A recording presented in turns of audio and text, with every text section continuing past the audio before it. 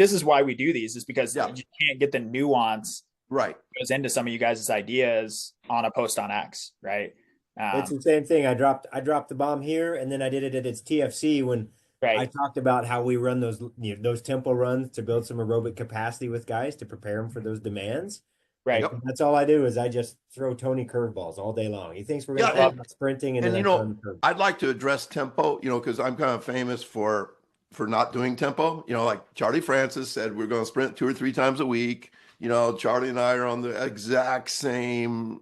I mean, we're exactly same. And then on the low days, he did tempo, and I just have found for the really twitchy athletes that they don't like it. And so we decided to do exercises instead. And when somebody doesn't do something, they don't disprove its effectiveness. But I think what I've proven is that you could do without it, at least in my situation. And I am not preparing guys for crazy volumes of early season baseball with coaches that I have no control over. And as Zach always says, and I always say, coaches have the disease of more. They always want to do more. They're always going to err on the side of doing too much instead of erring on the correct side of the hormesis curve, where you make a profit, you benefit, and you don't ruin the next day. So if I was preparing guys for football, I would probably ramp into some tempo stuff, but I'm preparing guys to run at the most a 50 some second race. And that's a little bit different. And I've just found that the exercises we do are more fun, and we can, for sure, it's not detraining the things we're looking to do. And I think that goes to when I was saying, what are you sure of? I'm sure of dosage. I am so sure of dosage. And I'm so sure that you don't need to run a 400 meters in practice to run a 400 meters in a track meet. That if you do 3 200s at like 200 PR plus one, if you're doing 3 of them with a 4 minutes rest, that is better than saying we're going to run 3 400s a day in practice, because they're going to run them all in 60. It's going to be sloppy. So those are some of the things I'm sure of, and then I'll throw in Kier Wenham Flat's terrific thing where he said if football coaches were marathon coaches, they'd run 26 miles on the first day, and on the second day they'd run 30. And because everybody was bitching, on the third day they'd run 40 miles. And that's the opposite of what I preach. So we want to err on the side of health, that we want to be 100% healthy, which I believe is 100% fast. I believe that if you're slow, you're not healthy. So those are the things I truly believe. And then the things that I'm not really instituting change. One of the things I know that you're big on, Zach, is spinal engine. And I am totally in that the twist of the upper spine and the counter twist of the lower spine and the slight hip as you're picking up your leg, which may be a shoulder and hip hike, and the glute med is really important on the other side, and that our head ends up over our foot. If I'm sounding like David Weck, I'm going down that. Matter of fact, I'm meeting up with Kula and David Weck in Florida on February 14th and 15th down in Melbourne, and that's going to be quite a thing. But the thing, okay, I can be sure of that, but I'm not sure how to get it better. Do you have any ideas? Oh boy. Zach, hit that, and then I want to go into some questions because they're starting to flow in. Okay. Yeah, that's fine. To be honest, I love the concept of the spinal engine. The book is a very, very dense read, so I don't recommend it for anybody out there that's going to try to buy the book or find the book. It's really hard to find. It's a dense read. The overall concept that Tony talked about is very, very accurate, with reciprocal motion happening through the hips and the shoulders, and the spine acting as the snap through that. The practical aspect of it for us, I think, Tony, is very, very difficult to like actually implement and like have as a part of your program. You understand the concept of the movement. You understand what movement is. That's really what it is, right? It's just detailing how the spine operates within your frame that's never really been talked about, and how important the thoracolumbar fascia is and all these other pieces. But the practical aspect, there's no like real practical aspect that I jump at and I'm like, hey, this is what we're going to do for this today, or what. Rotation is a huge part of our program. Pelvic stability, motor control, all of those pieces are, like big parts of our program, especially with our developmental athletes. But I don't have like specific things that this is my spinal engine series or anything like Yeah, that. We move the I spine. don't either. Yeah, I don't. That's why I'm asking. it's And just it's just a but big foundational movement concept, and we're gonna move the body the way the body moves. would you agree though that there's some things when we over prioritize the weight room and core stability that can immobilize the spine and detrain the sprinter because it's not moving very well?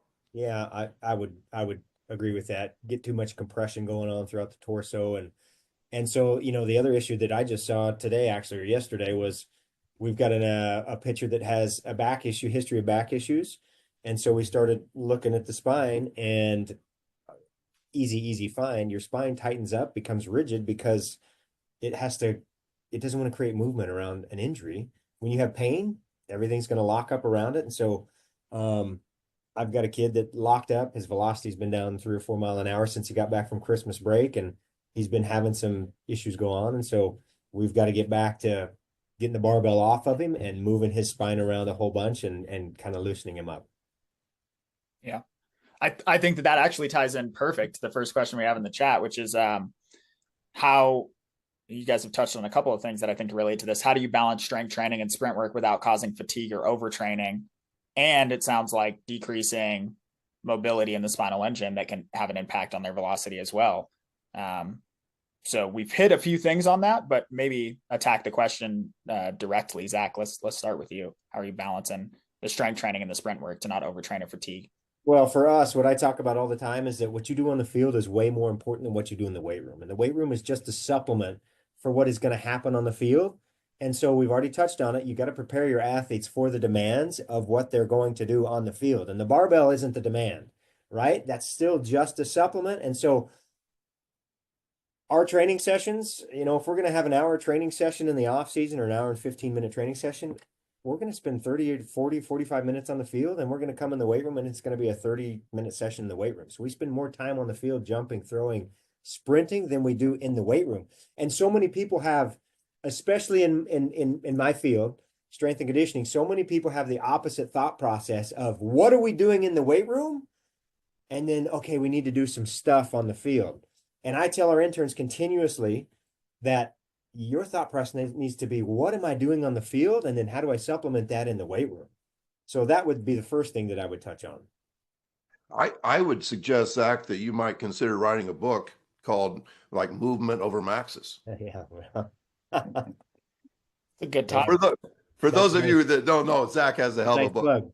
Thank you for the plug, Tony. I'm shipping out, I'm mailing out copies today. So I want it signed. I want a signed copy. But that's truly the priority is movement over maxes. And what I tell people is in the weight room, never interfere with speed, which really means, remember, I say that speed and health is the same thing. Don't do anything in the weight room that interferes with health. So if you go and do some really dumb stuff on Monday and you have like a squatter's flu for 3 days, that's interfering with speed training. And so we don't do that. So we want to microdose those supplements. And I think that when you time stuff as much as we do, we never go a week without 2 practice timing sessions.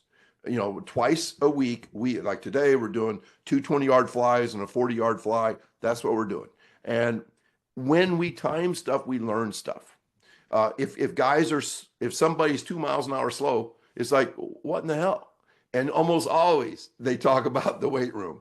And I don't say no. I just say, let's learn from our mistakes that if you are 2 miles an hour slow today, this training session has not helped you. We've given you some exposure or something, but we're not getting faster by running slow. So I really think that timing stuff, and Zach also mentioned that if they have an hour, they're going to do the first half on movement and the second half in the weight room, and I believe that too. Okay, cool. So the questions are starting to get into some more, I think, tangible application here, which is great. This one's kind of a two-parter. Um, what is the best warm up to do for any day from capacity, acceleration, and then speed days? Tony, I know you got something Yeah, there. my atomic speed workout was not meant to be that, but it has become that. Yeah. It's interesting. My hurdle coach is so young that he's still playing college football, and he came to me yesterday and said, "You won't believe this, but before our football weightlifting session, our coach did the atomic speed workout, and which is mine." And he says, "By the way, I'm on the guy's staff that created that workout, and the workout is stupid simple. It's just 10 speed drills and 2 time sprints." And if there's just a couple guys, you can get done in 15 minutes and there's 60 seconds of work. But man, it has become, I know a really good girls basketball program in Minnesota that's doing the atomic speed workout at their shoot around before games. Mhm. And and they're also doing the RPR and so many of the things that that that I've learned in the last 10 years are really being adopted everywhere. The thing you don't want to do in a warm up is to do too much. Like 40 minutes of, run your batteries down to 30% or something and then go into a game or go into a practice. You should never be seeking fatigue in warm-ups, in my opinion. Yeah. And I'll say that that's 100% been the primary adoption that I hear, Tony. Like every coach that I talk to that's using the atomic speed workout is using it as a warm up protocol. We I'm use gonna it have as our workout. I'm gonna have to look Basically, it up. Now, is that it, Tony? Is that the one where we call it our snappy warm up? But is that where you're doing like straight leg runs and a skip, fast a skip? yep, 10 speed drills in 10 minutes. So full recovery, every single one is done until there's just a hint of fatigue. Yeah, And then we shut down because we're not trying to get in shape. We're trying to get fast and snappy and yeah, bouncy. And I think when you're trying to get fast and bouncy and all those things, you're actually warming up as well. We don't take a warm up lap before we do those. And then we spike up, do 2 sprints with 5 minutes rest, or today we do 3 sprints with 5 minutes rest. And I quote you all the time, Zach, when you say that your workout is your warm up and your warm up is your workout. That's the way I feel too. Our workout today is so brief that our hurdlers will hurdle after it. Our jumpers will jump after it. We will have some guys staying after to work on blocks because they just feel on fire. Other guys will go to the weight room and they'll feel great there too. yeah. That's what you want in a warm up. You want guys to feel great, to be on fire. Yeah, we do that. So to answer your question, Dylan, the question that came in, we do the snappy warm up. It's Tony's iteration of that on Friday game days for us. So before we go out for a game on Friday evening, because guys are lit up, right? It's a Friday night, especially the home game, but that's when we do our snappy warm up, and it's 6 or 7 minutes of like fast, high paced stuff that gets their body going, and then some sprints.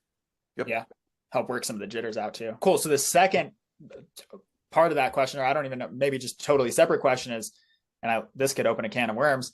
What are the most essential workouts on the track and in the weight room to get an average Joe to a 4.4? So Zach, tell me how I can get to a 4.4. Well, the first thing is you need to drop the weight room. You need to drop the weight room and talk about sprinting them. They need to sprint, right? Because we get in this thought process of what do I do in the weight room to get faster?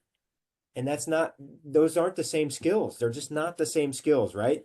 Everybody wants to correlate. And I did this for years. I made this mistake I still make this mistake, thinking that the squat translates to what you do in the speed work, right?